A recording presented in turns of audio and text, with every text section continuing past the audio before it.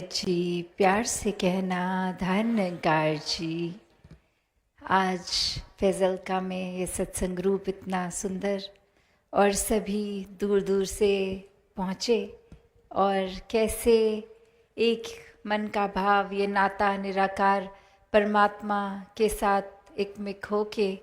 ये रिश्ता और गहरा करने के लिए इस सत्संग रूप में आके संतों के अनमोल वचन सुनकर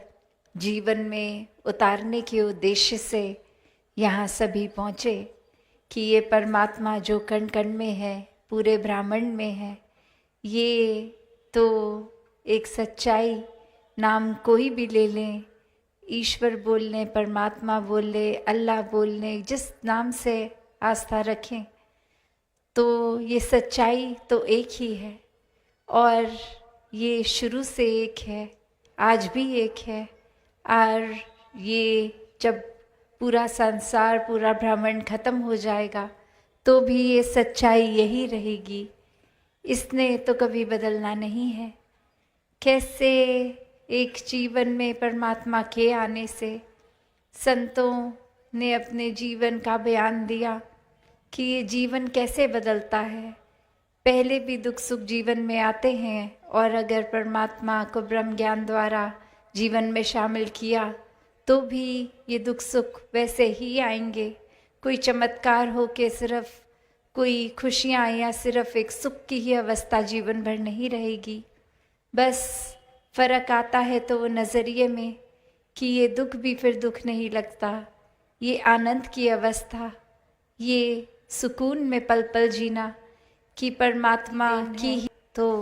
यही अच्छा है। तू कबूल तो तेरा किया सब कबूल वाली अवस्था कि ये पूर्ण है परमात्मा, तो पूर्ण खुद है जो, उसका फिर कुछ भी हमारे हिस्से जो आया उसके द्वारा तो फिर वो नहीं होगा। तो हर स्थिति में जिस तरह मालिक रख रहा है उसमें ही खुद को एक शुक्राने भाव से जो रख लेता है वही वाक्य ही भक्त है, संत है कि ये परमात्मा से जुड़कर हर पल में इसके साथ ही जुड़े हैं तो महत्वता है। वरना तो जिस पल इसको भुला दिया, विसार दिया, तो यही इंसान जो एक बहुत ही हम्बल है, बहुत ही करुणा में समर्पित रूप में, वही कैसे मिनट नहीं लगता कि अहंकारी इंसान बन के दूसरों को नीची दृष्टि से और खुद को ऊंचा देखने लग जाए। तो बात वही कि ये जब परमात्मा एक है तो इसकी रचना भी इसी की तरह पूर्ण और हर एक का चाहे स्वभाव अलग, चाहे हम वो कुदरत में भी देखें कि जो पेड़ का स्वभाव है छाया देना, फल देना, ऑक्सीजन देना, वो नदी का तो स्वभाव नहीं है। नदी का तो काम बहते जाना है, एक सूरज का काम रोशनी देना है। ऐसे हर चीज़ जो भी इस परमात्मा ने बनाई है उसको अपने निर्धारित काम से जोड़ दिया। तो और हम ये तो नहीं कह सकते कि एक बादल का स्वभाव आग के स्वभाव से तो बहुत अलग है। उसी तरह अगर इंसान भी हैं तो किसी का स्वभाव अलग हो सकता है, किसी का अलग। हर कोई हमारे हिसाब से अपने जीवन को तो नहीं चला सकता। तो हर एक की ये जो अलग यूनिकनेस है उसको अक्सर इंसान भेदभाव के रूप में देख लेता है और नफ़रत के कारण बना लेता है कि ये इंसान ये करता है तो मुझे ये चीज़ तो पसंद नहीं है, तो इस इंसान के प्रति भाव मेरे एक नफ़रत, चलो अगर भारी शब्द भी है, एक ज़्यादा गहरा शब्द है, तो अक्सर वो नापसंदी शब्द को भी अगर ले लें कि ये इंसान थोड़ा समझ नहीं आता, ये इंसान थोड़ा अजीब लगता है, ये इंसान थोड़ा पसंद कम है, तो भी भाव वही कि कैसे एक परमात्मा की ही रचना है, वो अपने स्वभाव अगर अलग रखते हैं तो ये कोई बुरी बात भी नहीं कि हर किसी का अपना स्वभाव है। हर कोई अगर हमारे जैसा ही होगा तो फिर एक वो किसी से हम क्या सीखेंगे, या अपने जीवन में अगर हम सब एक दूसरे की कार्बन कॉपी ही बन जाएं तो बात वही कि परमात्मा में जहाँ हर एक में एक अलग यूनिकनेस दी है, एक अच्छाइयाँ दी हैं, टैलेंट्स अलग अलग दिए हैं, तो वही बात कि जैसे एक की खूबी कुछ है तो दूसरे की कुछ, हर एक में हर खूबी नहीं, तो उसी तरह हर एक में सारे नुक्स भी नहीं हैं। तो ये नज़रिया हमारा क्या है, हमने क्या चुनना है, हमारे आगे तो ये पूरा ब्रह्मांड है कि इसमें से अच्छाइयाँ चुन लें। एक सिखलाइयाँ जो इस परमात्मा ने चाहूँ और रखी हैं, वो हम क्या चुनते हैं, और सिर्फ एक हमारी नज़र क्या पकड़ रही है।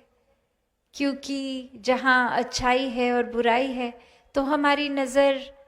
वो इंसान के किरदार की बुराइयां कमियों को ही देख रही है, या उस इंसान के अंदर क्या अच्छा है उसको देख रही है, या फिर एक इंसान को हमने यूं ही मान लिया है कि ये तो बुरा है, इसके सारे काम ही बुरे होंगे। नहीं, वो इंसान कई मायनों में हमसे ज़्यादा खूबियाँ भी रखता है। ये नज़रिया हम अगर परमात्मा जीवन में है तो ही देख पाएंगे, वरना तो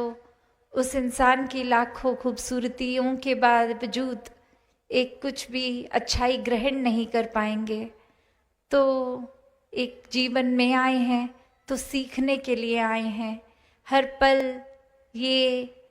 एक शिक्षा किसी भी रूप में मिल रही है तो उसको अच्छाई को पकड़ना है, वरना जिस पल ये समझ लिया कि हमें सब कुछ आता है तो वो एक सोच हमारे खुद के पतन के लिए है। खुद ही गिरावट का रास्ता बनेंगे हम अपने लिए स्वयं, जब यही लगेगा कि हमसे बेहतर तो कोई नहीं, हमसे ज़्यादा किसी को नहीं आता। तो बात वही कि ये दास बनने की बात एक गुरुओं ने, पीर पैगंबरों ने, संतों ने समझाई कि ये दास मन से बनना है, कि ये सेवा भाव, ये समर्पित भाव सिर्फ के ऊपर ही नहीं, ये परमात्मा के बंदों के लिए भी वही भाव कि एक जब भी अक्सर देखते हैं कि सेवा का जब रूप बनता है तो अगर उस समय हम अपने अंदर ही अकड़ रख लेते कि हम किसी के एक चरणों में क्यों अपना सर टिकाएं, या हम किसी के एक जूतों की सफाई क्यों करें, किसी को भोजन रूप या इत्यादि अनेकों किसी रूप में भी जो मानवता की सेवा कर रहे हैं, तो बात वही आ जाएगी कि मन को ही विनम्र नहीं किया तो फिर ये भक्तों वाले गुण कैसे मन में घर करेंगे। भक्तों वाले गुणों को एक ग्रहण करना है तो वाकई ही ये जो गुण जहाँ से शुरू हो रहे हैं, जहाँ से उपज है उनकी, तो वो गुण ये परमात्मा स्वयं ही, और जितना ज़्यादा इस परमात्मा को मन में बिठाएंगे, बसाएंगे, उतना ही इस परमात्मा के साथ रिश्ता और मजबूत, और जितना ही मजबूती ये लेगा रिश्ता, वो एक सोच की और एक समझ की और एक अपने मन के भाव, एक अपने काम, एक कर्म, हर कोई फिर एक सही दिशा की ओर ही रहेगा, एक चैनलाइज्ड रहेगा। तो ये ही बात भक्तों ने हर समय समझाई कि हम अपने जीवन में चाहे एक संसार है तो ये गंदगी भी है,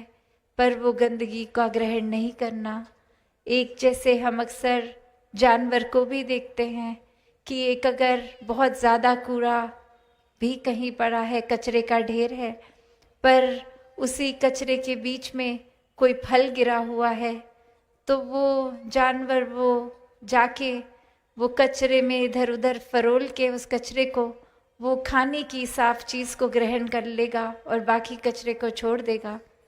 उसी तरह एक अगर हर चीज़ हमारे सामने भी संसार रूपी माया में परोसी जा रही है तो क्या ग्रहण करना है, उसका चुनाव हमारा, और ये सही चुनाव सिर्फ इस परमात्मा को अगर साथ रखेंगे तो ही हो पाता है, क्योंकि परमात्मा तो एक पल भी किसी से दूर नहीं है। जो दूरी बनाई वो हमने बनाई, हम ही भूल गए, हमने ही एहसास खो दिया। ये अक्सर संसार में जिस तरह कहा जाता है कि परमात्मा से भय का रिश्ता रखो, पर एक बात को गहराई से देखें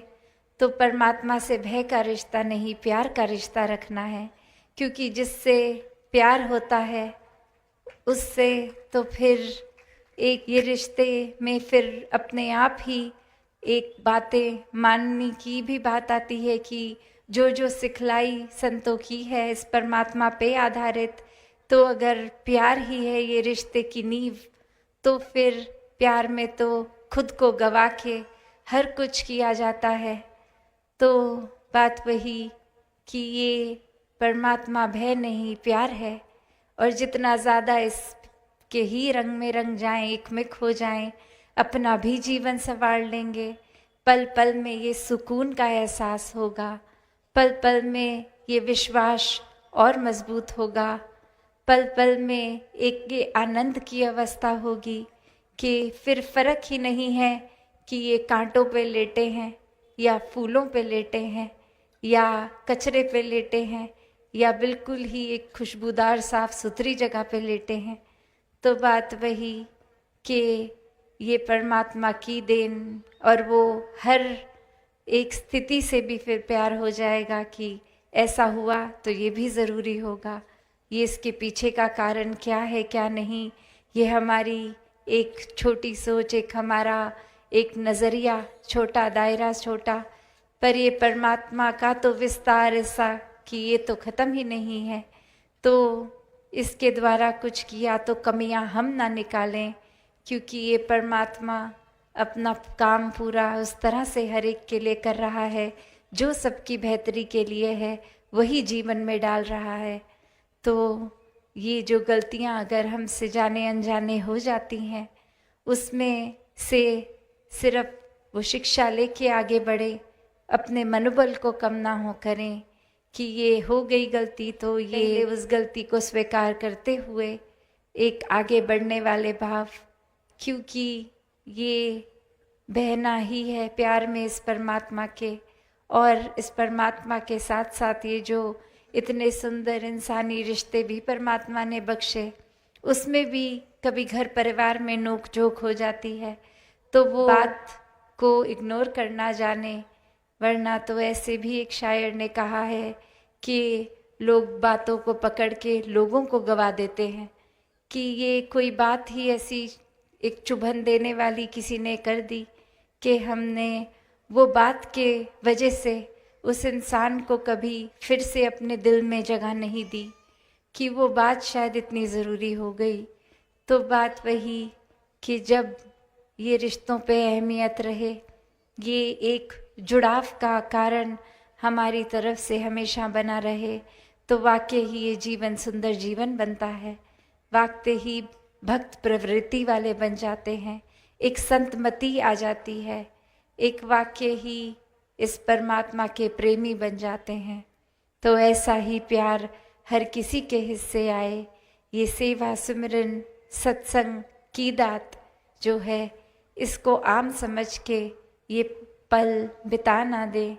एक पल में इस परमात्मा को, इस निराकार को अपने दिल में बसा के ये नाता और सफल करें और स्ट्रॉन्ग करें और मजबूत करें और एक भक्ति भरा कामयाब जीवन जिएं। साथ संगत जी, धन निरंकार जी।